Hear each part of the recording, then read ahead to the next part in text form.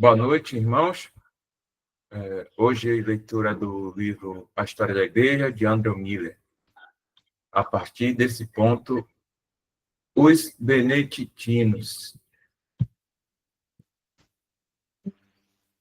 Antes da morte de Bento, que ocorreu em 543, sua ordem havia sido estabelecida na França, na Espanha e na Sicília.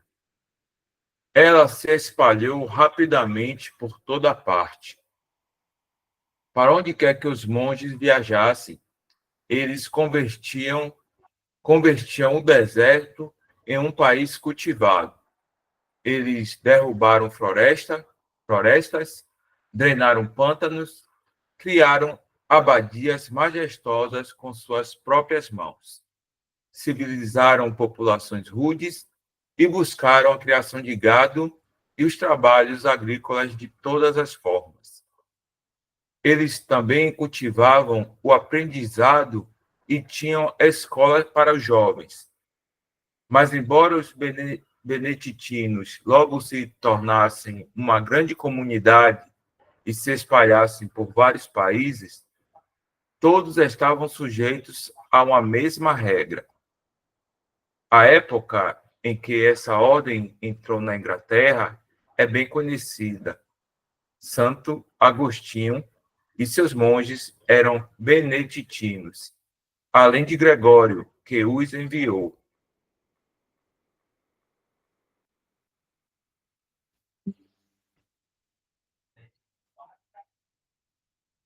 Mas, embora geralmente seja atribuído a eles o crédito de reduzirem os resíduos utilizando-os na fertilização no cultivo, eles também têm o crédito de escolherem, quando tiveram a oportunidade, os melhores locais da terra para seus assentamentos.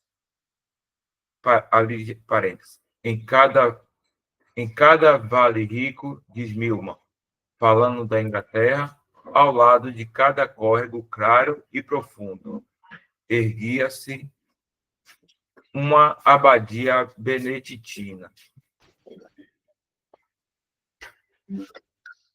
O trabalho dos monges de plantar,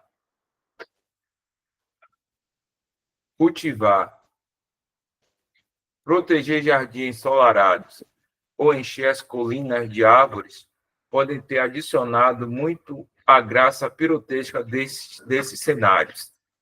Mas, em geral, se for realizada uma linha... Perdão.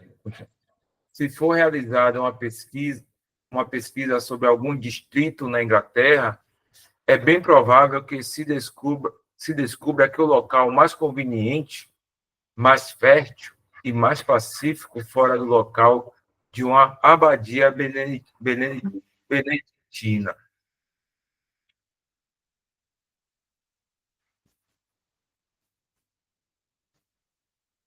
A primeira intenção de São Bento não era fundar uma ordem monástica, mas simplesmente prescrever regras para os monges italianos, de acordo com a prática dos anacoretas e reclusos da igreja primitiva. Mas os monges de Monte Cassino logo se tornaram famosos por sua inteligência superior, vida pacífica, hábitos corretos e zelo fervoroso. Em um país e em uma época em que a contenda, a rapina, a ignorância e os costumes dissolutos eram universais, o tranquilo e sagrado mosteiro representava um convidativo refúgio, onde, durante o breve período da vida, o homem poderia cumprir seus deveres religiosos e encerrar seus dias em paz com o céu e com a humanidade. Os irmãos aí que estão em comunhão podem ficar à vontade para interromper, fazer um pensamento. O jovem espírito ardente que entrava no mundo tinha poucas opções de vida. Praticamente se resumia a uma escolha entre uma vida de guerra, violência e maldade, uma vida de alegria, tristeza e tristezas ferozes, ou de reclusão, humildade, obediência e trabalho abnegado. As naturezas mais pensativas e tímidas deram as boas-vindas ao novo refúgio de descanso. Homens de todas as classes deixaram seu luxo ou pobreza e se juntaram à nova comunidade. E assim foi aumentando, até que sua riqueza e poder fossem incríveis. As estatísticas a seguir darão ao leitor uma ideia melhor de opulência dessas antigas abadias beneditinas do que meras descrições.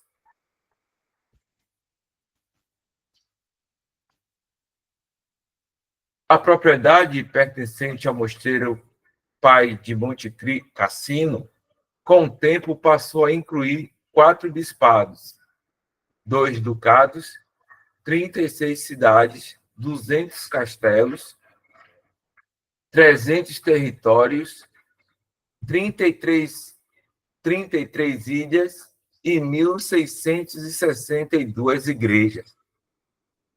O abade assumiu os seguintes títulos: Patriarca da Santa Fé, abade do Santo Mosteiro de Cassino, chefe e príncipe de todos os abades e casas religiosas, vice-chanceler das Sicílias, de Jerusalém e da Hungria, conde e governador da Companhia e Savona e das províncias marítimas, vice-imperador e príncipe da paz.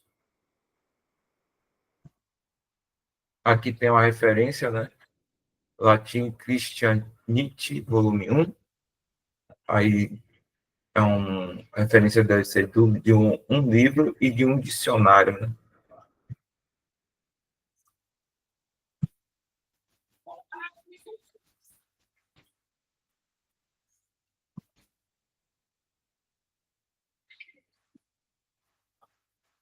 O zelo missionário dos beneditinos.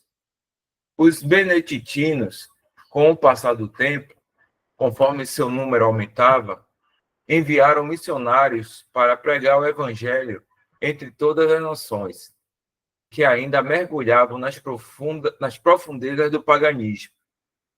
Estima-se que foram o meio de converter mais de 30 países e províncias à fé cristã, ou, como seria melhor dizer, a Igreja de Roma. Ainda assim, o Senhor, em sua misericórdia, poderia, e sem dúvida o fez, usar a cruz de Cristo, mesmo de uma forma que era pregada para a salvação. Um pouquinho da verdade sobre a cruz ou sobre o sangue de Cristo é capaz de converter a alma quando o Senhor a usa. Uma mudança notável ocorreu na história da igreja ou do cristianismo por meio da pregação dos beneditinos e da ordem de São Bento, que apenas mencionaremos e deixaremos para a reflexão dos mais pensativos. Durante os primeiros 3 séculos da era cristã, os imperadores e todos os grandes da terra perseguiam os fiéis seguidores de Cristo. Mas durante os século VI, VII, VIII e IX, muitos imperadores e reis renunciaram às suas coroas e tornaram-se monges da ordem beneditina.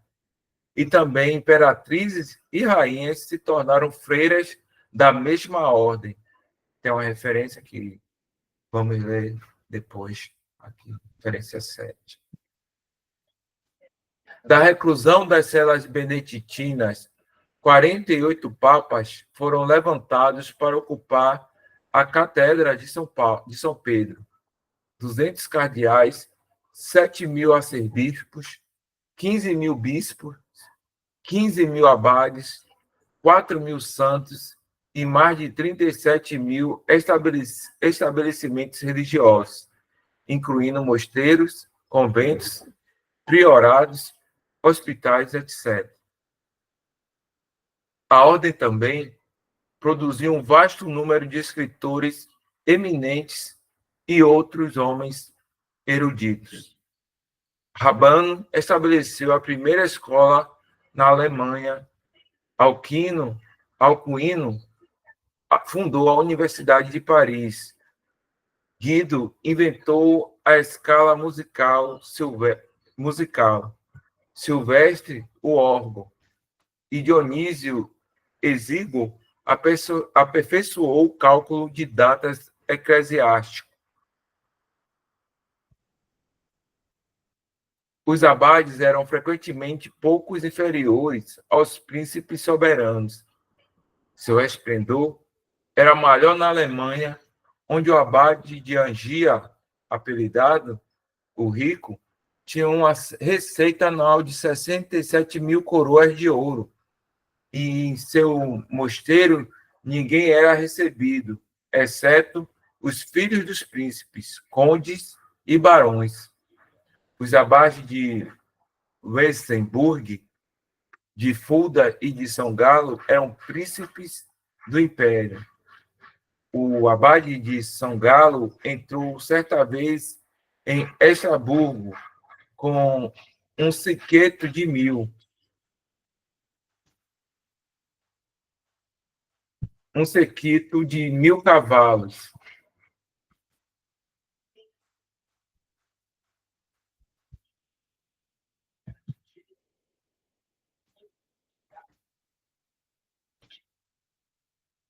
Vamos ler logo essa referência aqui. Para uma lista de nomes e países desses convertidos, e com muitos detalhes, consulte English Monastics, de Odell Travel, Rio, página 1. Consulte também a Enciclopédia Britânica, volume 4, página 562. Os números não concordam em ambos, mas como o English Monastic foi publicado somente em 1867, uma data contemporânea ao autor deste livro, que viveu no século XIX. Se tiver errado, me corrijam, tá? Aceitamos os números dados ali.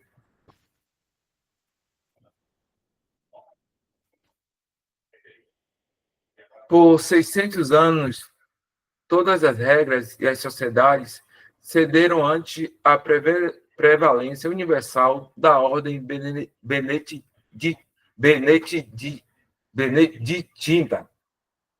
Muitas outras seitas surgiram durante aquele período, e embora diferencem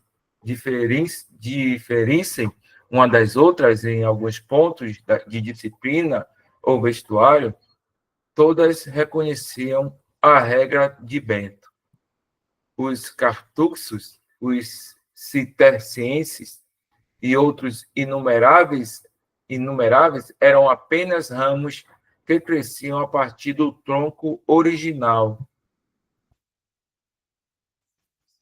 Esses celebrados resultados da regra do eremita solitário de Monte Cassino se estendem por um período de pelo menos 700 anos, durante os quais os beneditinos, com todas as outras instituições humanas, experimentaram muitos reverses e muitos avivamentos, os quais não precisamos enumerar exaustivamente. Para complementar este assunto, é interessante notar ainda que, de acordo com a história frequentemente contada, assim que os monges de São Bento se tornaram ricos e luxuosos, eles começaram a se afastar dos princípios de seu fundador e se entregaram à indolência e a todo tipo de vício. Eles se envolveram em assuntos civis e nas intrigas dos tribunais, buscando apenas promover a autoridade e o poder dos pontífices romanos. Dá um tempo, se algum irmão quiser fazer algum comentário.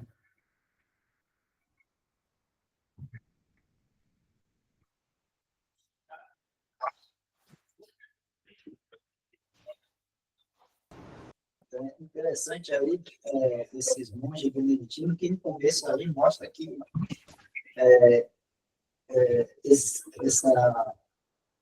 os monges, né? Como chama? Esqueci o nome lá. Essa coisa católica aí, eles cresceram muito por causa do atrativo, né, que eles ofereceram no início, como foi lido lá no início, de um lugar onde as pessoas podiam encontrar paz, né, tranquilidade, lugar de repouso, um lugar onde eles podiam se dedicar ali às coisas do Senhor, leitura, estudo, né, eram locais bonitos, ele fala ali, né, eu sentia em outro lugar ali na Inglaterra, ou foi algum outro lugar que ele falou aí, onde se tinha terras cultivadas, bem cultivadas e bem abrazidas, vamos dizer assim. Então é interessante notar como essas coisas atraíram e fez com que esses monastérios aí crescessem muito, né? E foi crescendo até se tornar grandiosos, e aí, claro, né, cai de novo naquela corrupção da riqueza, do poder e tudo mais. Mas é interessante que o atrativo não era, vamos dizer assim, Cristo, era essa paz, essa tranquilidade, né, e esse lugar de refúgio que atraía as pessoas ali, porque se não fosse ali no monastério, e estava para eles era uma vida dura de guerra, ou de devassidão, vamos dizer assim, né? Os homens deviam ser bem maus, bem cruéis naquela época também, né? Sem o controle ali da religião, vamos dizer assim. Então, ou era isso, ou era os monastérios. Então, os monastérios, esses monastérios beneditinos, ofereceram esse local aí. É interessante a gente comparar com hoje, que muitos grupos cristãos têm feito isso, né? Tem feito com que o local ali deles seja um local aprazível, um lugar de conforto, um lugar de refúgio, um lugar onde a pessoa vai encontrar tudo que é benéfico, agradável para o crente, e assim atrai muita gente, enchendo, né, o local deles, fazendo com que fique bem, assim, atrativo e bem... as pessoas vão, né, atrás disso. E aí, a pessoa do Senhor Jesus, o centro, é deixada assim de lado, vamos dizer assim. A atração não é o Senhor Jesus, a atração é a comodidade, o conforto, aquilo que pode ser dado ali para o crente, ali, para aqueles que estão ali buscando essas coisas. Então, a questão do homem não muda, né, essa questão aí. Não muda. Então, esses monastérios beneditinos, eles cresceram muito por conta disso aí. Outra coisa também que a gente percebe é como nas cartas da igreja, a tia Tira, que representa a Igreja Católica, se não me engano, lá fala que ser as tuas obras, né, se eu não me engano, que são muito... Deixa eu abrir aqui a fala. Falando que tia Tira, no caso da Igreja Católica, era muito operosa, vamos dizer assim, né? E a gente pode ver aí nesses monges que é meio beneditino, como através dele o evangelho foi levado, mesmo daquela forma como eles levaram um evangelho que não é um evangelho da graça, assim, mas a gente sabe que o Senhor Jesus é quem salva, e ele pode usar um pouco da palavra, como o autor falou ali, para poder salvar. Mas em Tiatira, na carta da igreja de Tiatira, em Apocalipse 2, verso 19, fala assim, eu conheço as tuas obras e a tua caridade, que é o amor, né? Conheço as tuas obras, a tua caridade, e o teu serviço, e a tua fé, e a tua paciência, e que as tuas últimas obras são mais do que as primeiras. Isso aqui é Tiatira, que é a Igreja Católica. A gente pode ver como ela realmente foi muito operosa em muitas obras, obras de caridade também, principalmente. Isso está aí na palavra de Deus. E a gente pode ver na história como realmente a Igreja Católica foi muito operosa nessas obras aí de caridade e de levar o Evangelho, né, da forma como eles entendiam ali, mas foram muito, muito operosos mesmo nisso, né, e até hoje ainda são, né, bem, bem operosos nisso aí. É que está aí em Apocalipse 2:19. Só isso aí.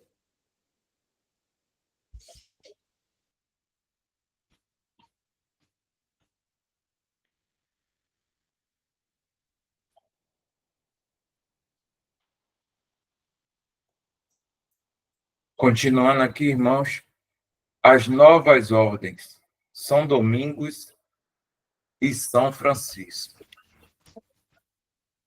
Frequentemente tem sido observado que, onde o Espírito de Deus está operando por meio do Evangelho, e onde há resultados manifestos na conversão de almas a Cristo, aí também o inimigo certamente estará ativo. Ele não vai permitir em silêncio que seu reino seja invadido. Pode ser impedindo o trabalho pela perseguição, ou corrompendo, induzindo a autocondescendência, ou imitando de maneira iníqua e perversa. Temos muitos exemplos tristes de tais coisas na história de Israel e da Igreja. Casos numerosos demais para serem mencionados aqui. Mas veremos agora, neste período de nossa história, das instituições monásticas, o que explicará o que queremos dizer.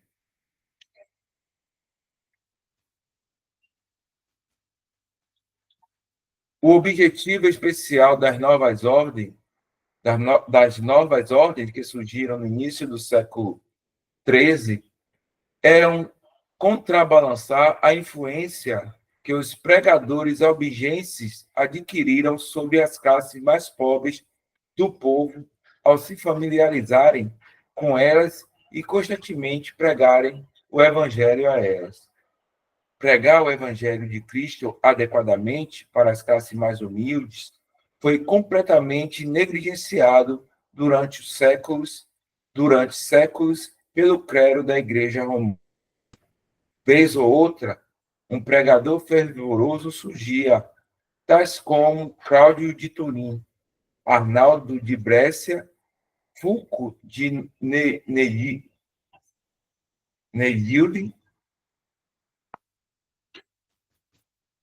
Henrique o Diácono, ou Pedro Valdo, que se dedicaram à obra do Evangelho e à salvação de almas. Mas esses casos foram poucos e distantes entre si. Mas, comumente, as pregações tinham algum objetivo puramente papista, como as cruzadas, quando o clero tentava despertar o povo com a sua eloquência.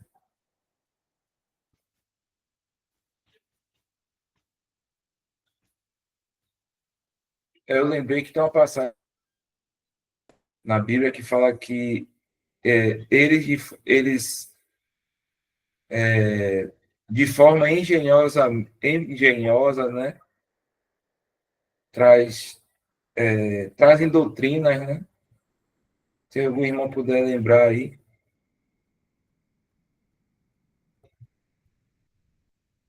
Aí usa eloquência, usa toda essa pompa aí que o clérigo, né, tem.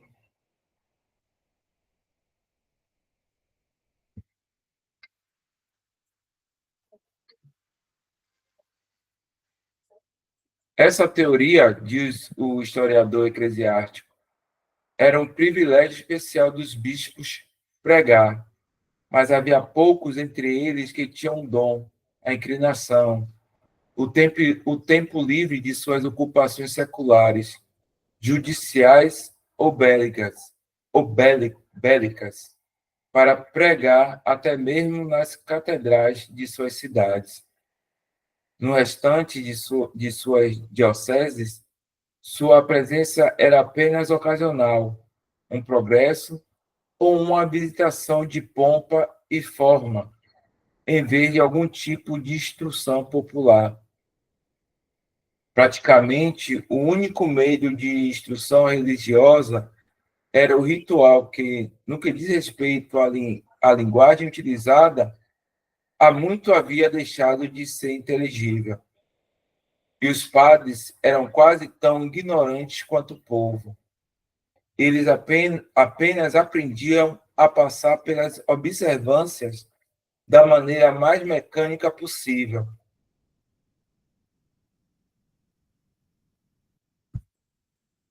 Os casados, os clérigos seculares, como eram chamados, embora fossem de longe os mais morais e respeitáveis, agiam em oposição às leis da igreja, à lei da igreja, e eram até mesmo sujeitos à acusação de viver em concubinato.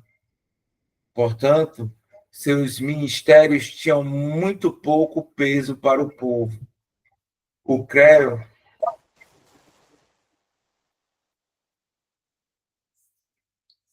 o clero regular obedecia à regra externa, mas, segundo todos os relatos, eles violavam tão flagrantemente os princípios mais severos da igreja, que seu ensino, se, se tentassem.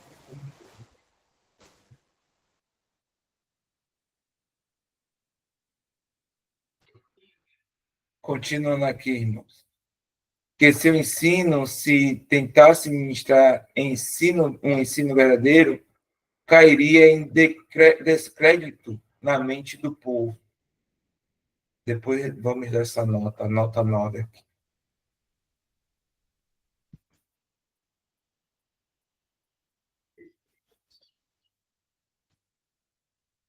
Tal estado de coisas na igreja estabelecida deixou um caminho aberto para os assim chamados hereges.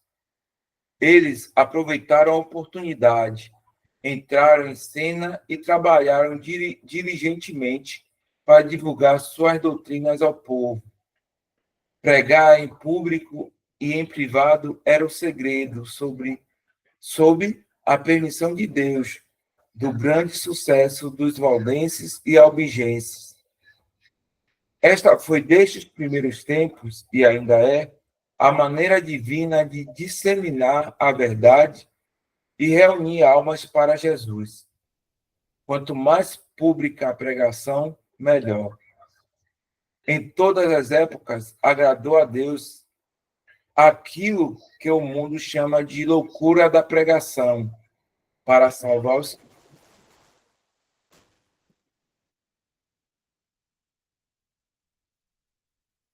Continuando.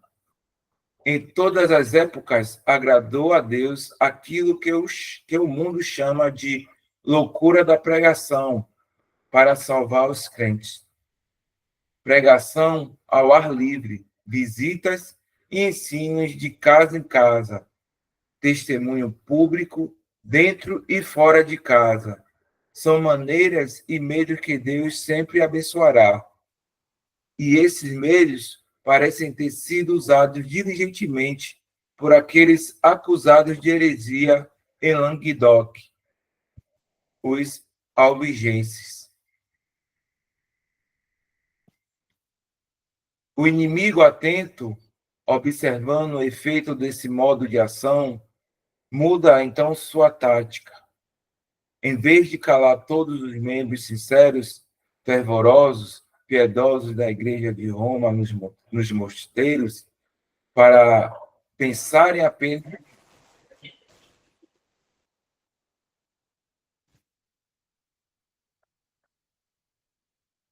Continuando aqui. O inimigo atento, observando o efeito desse modo de ação, muda então sua tática.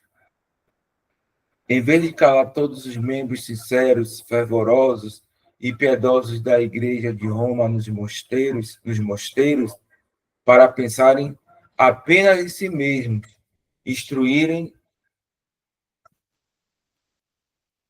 instruírem-se, orarem e pregarem apenas para si mesmos. Ele agora os envia como pregadores ao ar livre e para invadir os próprios campos que a...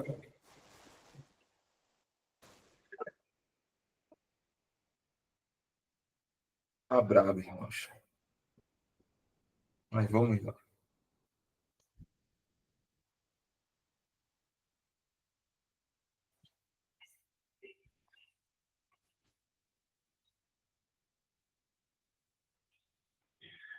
O inimigo atento, observando o efeito desse modo de ação, muda então sua tática. Em vez de calar todos os membros sinceros, fervorosos e piedosos da Igreja de Roma nos mosteiros, para pensarem apenas em si mesmos, instruírem-se,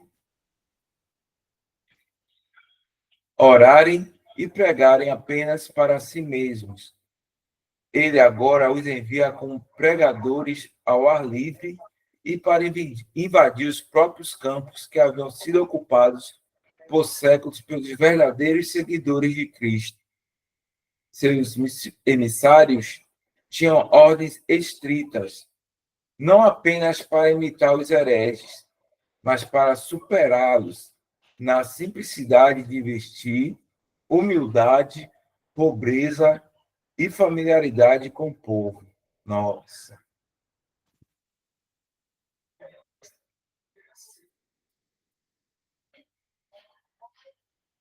Uma mudança completa ocorre, então, na história das ordens monásticas. No lugar de monges clausurados, isolados dos olhos do mundo, fazendo suas orações, trabalhando nos campos ou colhendo os frutos de seus jardins, temos frades, pregadores nas esquinas de todas as ruas e em todas as cidades da Europa. Sim, implorando de porta em porta.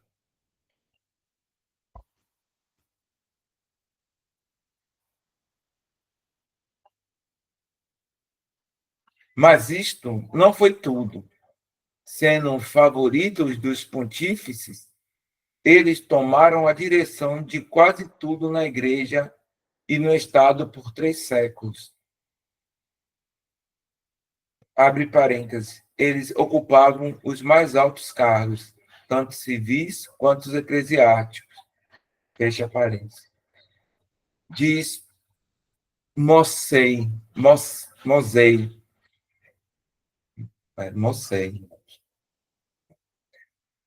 ensinavam com autoridade quase absoluta em todas as escolas e igrejas e defendiam a majestade dos pontífices romanos contra os reis,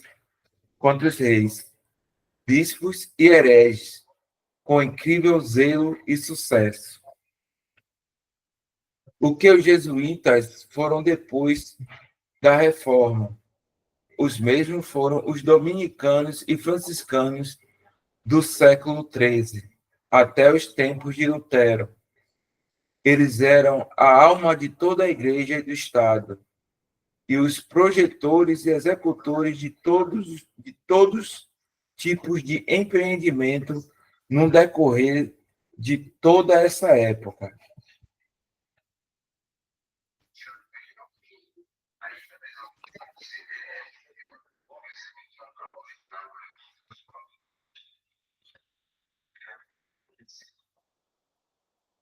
A origem e caráter dos dominicanos. Deixa eu ver só.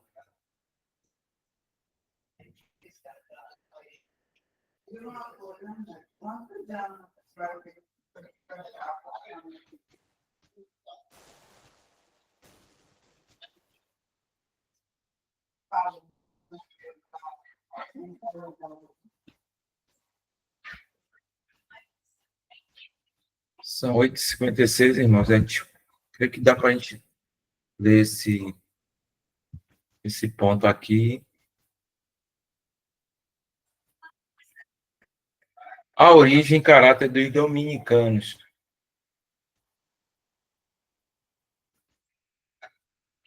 Como pensamos ser mais satisfatório conhecer o início das coisas, vamos agora descrever brevemente a origem e o caráter desses dois grandes pilares do orgulhoso Templo de Roma.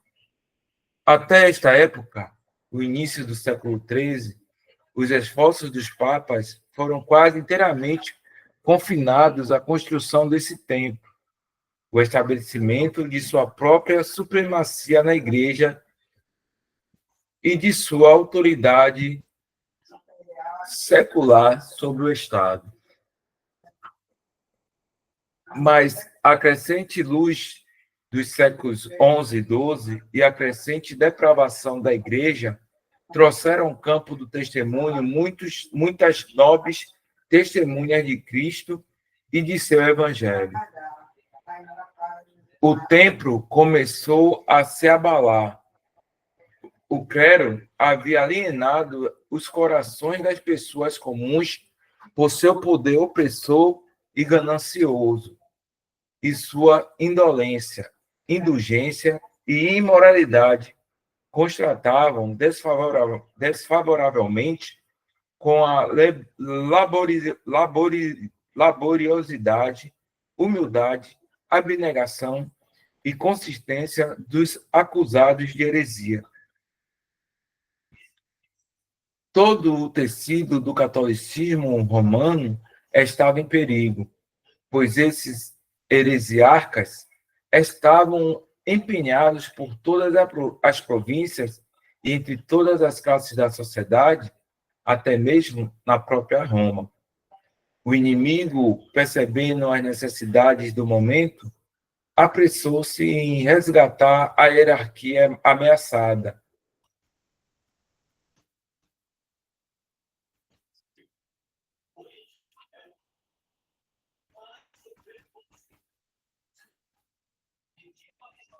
Os dois homens da época adaptados a essas exigências eram Domingos e Francisco. Domingos nasceu em 1170, na aldeia de Calaroga, na Velha Castela. Seus pais eram de nome nobre, o de Gusmão, se não de sangue nobre. De acordo com alguns escritores, o efeito de sua ardente eloquência como pregador foi previsto por sua mãe em um sonho, no qual ela dera à luz um filhote carregando um tição de fogo na boca, com o qual ele incendiou o mundo. Mas quer tenha sido sua mãe ou seu monge historiador que teve tal visão, ele respondeu fielmente à semelhança. O aviso de cuidado com os cachorros. Um aviso de cuidado com os cachorros. Nunca teve uma aplicação tão verdadeira quanto em Domingos. E o fogo literal, não apenas o fogo de sua eloquência, foi seu agente e de destruição escolhido e favorito desde o início de sua carreira. As chamas do inferno, como se chamava Domingos e seus seguidores, eram reservadas para todos os hereges, e eles consideravam ser uma boa obra iniciar as queimadas eternas ainda aqui neste mundo. Desde a infância, Sua vida foi rigidamente ascética, voltada ao monasticismo. Sua natureza era um período inicial. Mostrou sinais de ternura e compaixão, mas seu zelo religioso, com o passar do tempo, fortaleceu contra todo o impulso bondoso da natureza. Pelo que eu entendi aqui, a religiosidade faz isso, né, com a pessoa em si que tem um cargo, né, eclesiástico. Suas noites eram, em sua maior parte, passadas em severos exercícios penitenciais. Ele se açoitava todas as noites como uma corrente de ferro, uma vez por seus próprios pecados, uma vez pelos pecadores deste mundo e uma vez pelos do purgatório.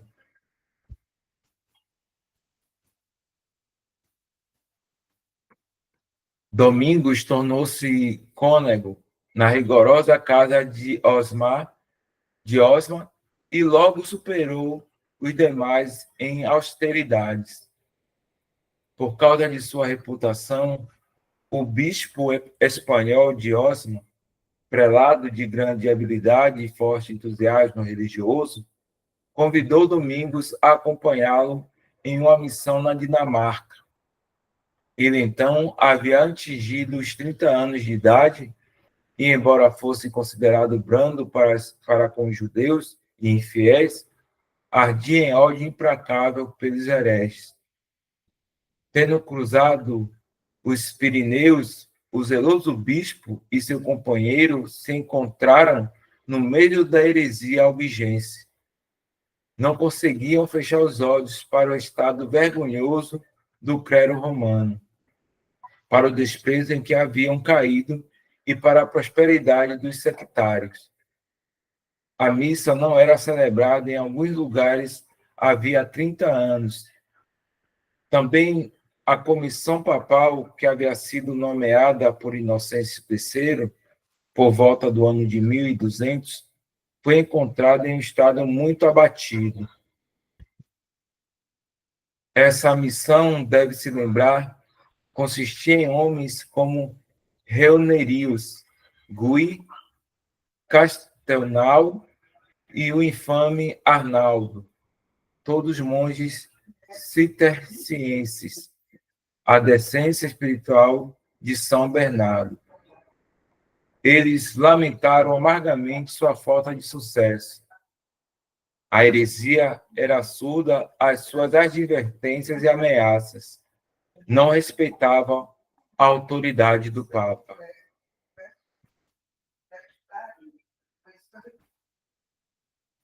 Os legados papais, de acordo com um bom e velho estilo, marchavam por terra, de cidade em cidade, na mais hierárquica pompa, em ricos trajes, com seu séquito e uma vasta cavalgada. Abre parênteses. Como esperar sucesso com essa pompa secular? Fecha aspas. Questionava os espanhóis, que eram mais severos. Abre aspas. Semeai a boa semente como os hereges semeiam o mal. Jogai fora essas vestes suntuosas, renunciai àquelas palafrens ricamente adornados. Andai descalços, sem bolsa e alforge, como os apóstolos. Trabalhai duro, rápido, disciplinai esses falsos mestres. Fecha aspas.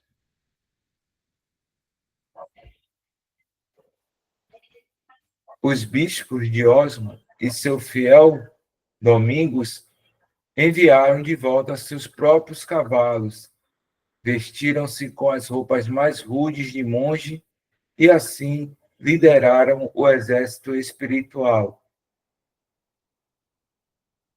Essa foi a profunda sutileza de Satanás. O poder do Espírito Santo era manifestado pelos homens dos vales e pelos pobres homens de Lyon, que se espalharam pelas províncias. E agora havia uma grande demonstração de falsa humildade e falso zelo, um vil imitação dos dons e da graça do Espírito Santo. Era apenas por meio de tais mentiras e hipocrisia que a autoridade de Roma poderia ser mantida, ou que o inimigo poderia esperar manter as nações da Europa no cativeiro. Já falamos sobre os trabalhos de domingos no território albigense. Lá ele passou 10 anos se esforçando para erradicar a heresia. Formou-se, então, uma pequena fraternidade, cujos membros saíam de 2 em 2, imitando a comissão do Senhor para os 70. Lucas 10. As queimadas de Languedoc, então, começam. Como cães de olfato agudo, os dominicanos iam de casa em casa em busca de presas para alimentar a espada de Montfort e as fogueiras que haviam acendido. As grandes realizações de Domingos garantiam-lhe o favor dos pontífices. Inocêncio III e Honório III, que estabeleceu nos privilégios de um fundador. Repetindo aqui, irmão. As grandes realizações de Domingos garantiram-lhe o favor dos pontífices, Inocêncio III e Honório III, que o estabeleceu nos privilégios de um fundador. Ele morreu em 1221, mas antes de abandonar o cenário de suas crueldades, não menos que 60 mosteiros de sua ordem surgiram em várias regiões da cristandade. Ele foi canonizado por Gregório IX em 1233. O temível Tribunal da Inquisição, direta ou indiretamente, sem dúvida, teve sua origem a Domingos, e os mais numerosos e impiedosos de seus oficiais pertenciam à sua irmandade. Mas alguns detalhes poderão ser mencionados ao falarmos sobre os franciscanos, pois tinham coisas em comum.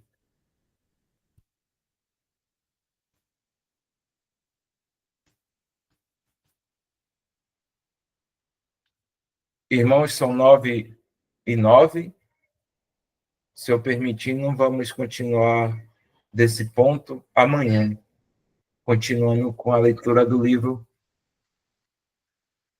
A História da Igreja.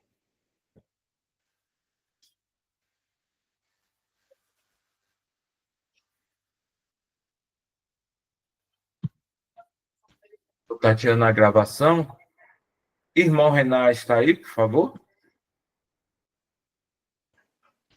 Aqui, irmãos. Oi, irmão, você pode agradecer, por favor? Podemos sim.